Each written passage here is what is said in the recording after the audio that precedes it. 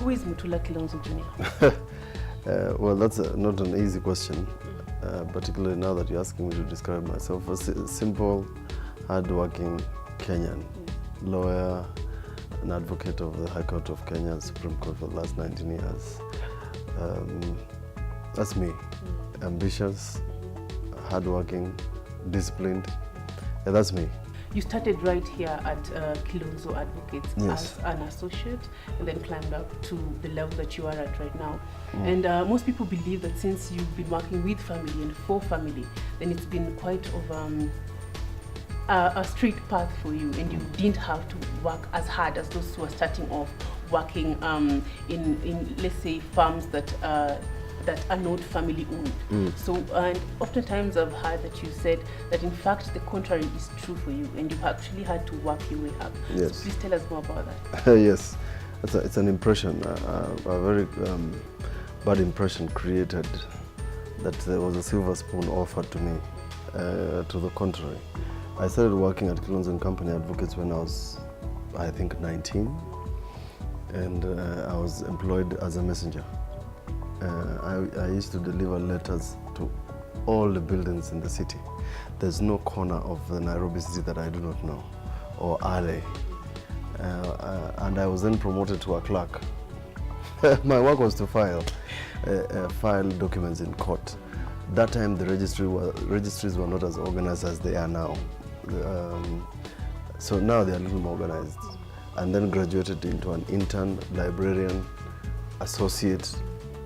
But I started from the absolute bottom, the bottom. There are people who have come to this firm and have started at a higher position than I did. Yeah, so it's not true. My father would not have had it any other way. And therefore, he trained me using those parameters so that I'm able to learn at every step of the way how a law firm functions. Yes. So it has not been an easy climb. I've earned my way to the top because I've served in all those categories to get there. Particularly because the training was not to just come and find a nicely furnished house, if I may use that as an example. But the point was that you must be able to improve the practice that had already been set up. So the current location we are at, I have, together with my partner Kathy Kilonzo, organized this office, a movement from the city center to here, in order for the office then to be at the level that it is now. Yes. Yes, thank you. So talking about the current setup of the office, I have noticed it has amicable architecture, I'd say, and the design and everything is inspired a bit and a lot by nature. Yes. So would you tell us a bit about that? Part of it is my dad's passion for nature and natural things. Half of the things that you see in the office are all either collected from the farm in Ukamani or from the farm in Machakos that we used. But it's out of the building so much and having so many unnatural things. If you look at my lamps and my at my table, it's as natural as you can get. So it's part of appreciating nature. The ambience outside allows anybody who wants to come, even at any moment. I've had clients who come and they go outside and pray. Yeah, those who pray, like the Muslims and others, they've used my compound for many reasons. So you are supposed to feel at home. We want to create an environment where work is not supposed to stress you. We want to change the work environment. We have a cafe. We have offered a cafe to our staff. They can have meals, a cup of tea, 4 o'clock tea throughout the day available to them. Again, that homeliness. Even when our clients come, we just want to offer a different environment.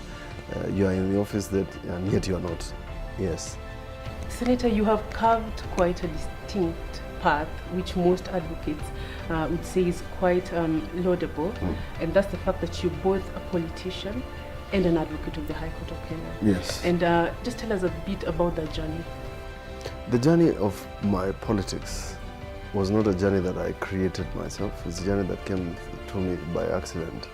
and it followed a very cantankerous legal process involving my sister Kathy. So it's not exactly by choice, but I found myself in that unenviable position of being a politician and a lawyer at the same time, and having to balance both those portfolios, so that I keep my profession, I keep my professional ethics and standards and ethos that I've learned, and at the same time offer the leadership that the people who have given me so many votes expect me to deliver for them. So it's quite a balance. Every day is a day that is challenging. That simply means that since I have 2 day jobs, that I wake up earlier, I work more, I report to both offices, and at the same time make sure that when I'm not in the Senate or in the office, I'm working with my people in Makueni. Not to mention that in all that matrix, I still have to do homework with my daughter. Yes. Yes, speaking of family, you are definitely a family man. And one thing I've noticed from my interactions with various advocates, especially young advocates, is that they're so scared of starting their own families so early in their profession because they believe that family kills your career. And this question is often just asked to women, but I think even men play a great role in family and being able to balance family and work. And I think the young advocates and even other advocates can learn a lot from how do you balance then between family and 2 day jobs. I mean, I'm not sure where that statement comes from, because I believe that in order to be able to balance the pressure that comes with the role of an advocate, leave the politician, the valves that opens out that pressure is family. The beauty of having a child who sees you and is happy. People are so innocent that they are not demanding anything from you other than time. I didn't start that early. The opportunity I would have started that early, but I was busy chasing my legal career. But I think it's not much more the fear of beginning a family. I think it's the expenses that come with running the family, because you're not going to run a family and then they sleep hungry and your profession. So a lot of people actually want to settle down and be able to offer the basic needs of a family. And we know advocates. Advocates just want to live like advocates would. They want to dress well, drive a nice car, live in a nice place, and obviously take their children to good schools. So that's part of it. A lot of it is financial, not exactly settling. If they had the money, the minute they were admitted into the bar, they would get married immediately. Yeah. Very true. Thank you, Senator, for that. And then let me just delve a bit into practice. You mostly deal with civil litigation, right? Yes, and criminal. And criminal litigation. Yes. So then you understand the running around that goes around in Milimani. Yes. That Milimani. Oh, yes. Yes. Yeah. So, and even having served as a clerk for Kilonzo and company advocates, Yes. you understand that. And so probably I think a lot of advocates would like to know, as a civil litigator and as a criminal litigator, what is the sole lesson that you'd like to tell someone who's practicing in this field in order for them to succeed in these particular 2 fields? There's no shortcut in this business. And that is why it's not called perfect, it's called practice. Every day we practice. If you meet senior counsel John Haminwa, Feroz Naruji, they're still practicing. Even though they have been on the bar for more than 40 years, they're still practicing. It never becomes perfect. You learn new things every day. The impression that simply because I'm a senator or my colleagues are senators does not necessarily mean you get your way around the courts. You still have to prove your case, you still have to do your research, you still have to do your presentations well, and therefore anybody who thinks that then this side of me is supposed to make sure that you have an easy way in court should forget it. In fact, the higher you go in terms of profile, the more that is expected of you in terms of better presentation, better research, more hard work, and therefore the currency for practice for anybody is prepare, and prepare. You have to prepare your cases well, you have to prepare your pleadings well. And the secret, And I learned this from my senior guru, father, and mentor. You don't win your cases in court, you win them in the office. Means if your plaint is wrong, if your submissions are wrong, it doesn't matter how you look, what tie you are wearing on that day, it will not correct the pleadings, it will not correct the research, and it will not correct the mistakes. So the bulk of the work is done in offices, quietly where there's nobody.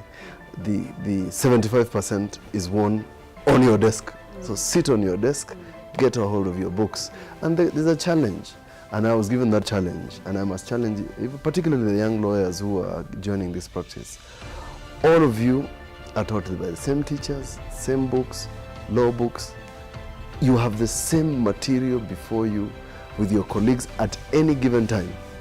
So what will distinguish you from your colleagues? It's the amount of time you put in. It's the amount of research you read. It's how much you bother to get into your case. And most importantly is the presentation. How do you then cope between being a politician and then being a lawyer? It's not a question of coping. You must understand. You must understand. I personally have bothered to understand my role as a public servant and my role as an advocate, where I deal with client matters. The rules about advocate-client do not change when you become a politician. The rules about being a politician do not change simply because you have become a lawyer. But let me tell you, the most interesting thing about my work is that I have found my training as a lawyer an additional advantage in my work as a lawmaker. When I began my foray in politics, one very senior senator told me, you know, Mutula, you have to change the way you think. I asked him why. He said, when you come here, you're not in the High Court. You are in the Senate. We are doing politics. We are not doing law. But increasingly, it is my law career and my training as a lawyer that has helped me with my legislation as opposed to thinking like a politician. What I don't know is whether he was asking me to be deceitful, a liar, or insult people, but I never use that, because the only skill I have learned over the years is to be a good advocate, do your research, present your facts, do not lie, speak clearly, and speak quickly. Yes. Both careers, what's the greatest hurdle then that you've had to overcome, both as a politician and as an advocate? The greatest hurdle I've had to overcome in both sides is the person I'm named after. Yeah. Do you think that you live in the shadow of your father at one point? I've always been. In fact, one judge who I shall not name, one day asked me in court, have you asked your father? And in the middle of submissions, in the middle of my submission, he asked me whether I'd asked my father about what I was saying. I have had instances when I started practice when even my clients have second-guessed my opinions. Again, in politics, I'm measured by the standards of my father. Every time they say, they refer to Mutula Kilonzo Senior. Mutula Kilonzo Senior did X. So why don't you? So that's the benchmark. And then they come to me. So it's not exactly a bad benchmark. I've always aspired to be as good as he was, both in the legal profession, successes in his career, in his politics, hard work. But for me, it has always been to do better than he did. Do you believe that then at some point, politics corrupts the integrity of the law? No, politics doesn't corrupt the integrity of the law. Politicians corrupt everything they come across. If they were given a chance, they would corrupt the air and pollute it. Yeah, if they were given an opportunity.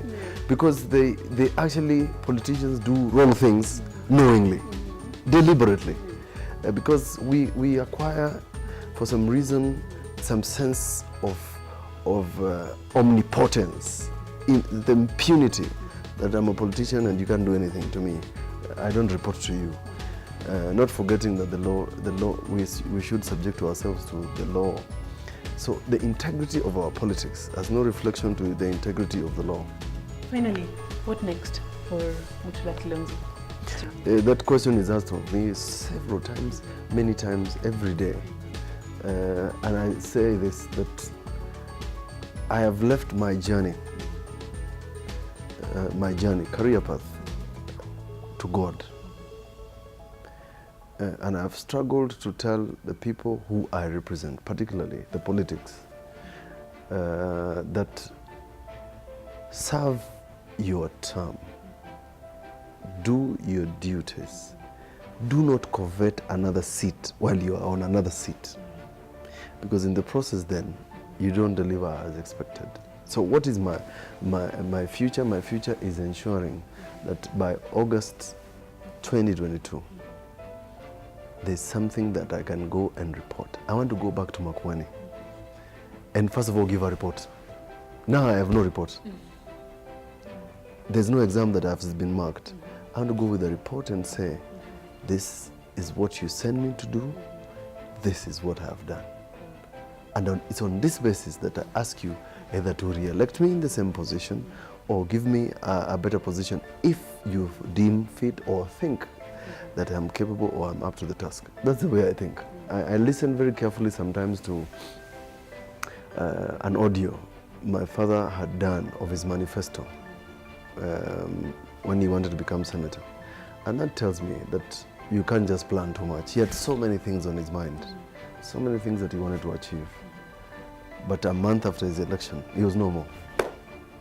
So this day, today, 10th of February, what have you done that is worth the time, the resources invested in you, both by the public and the taxpayer? That's my vision. So this is a beautiful profession.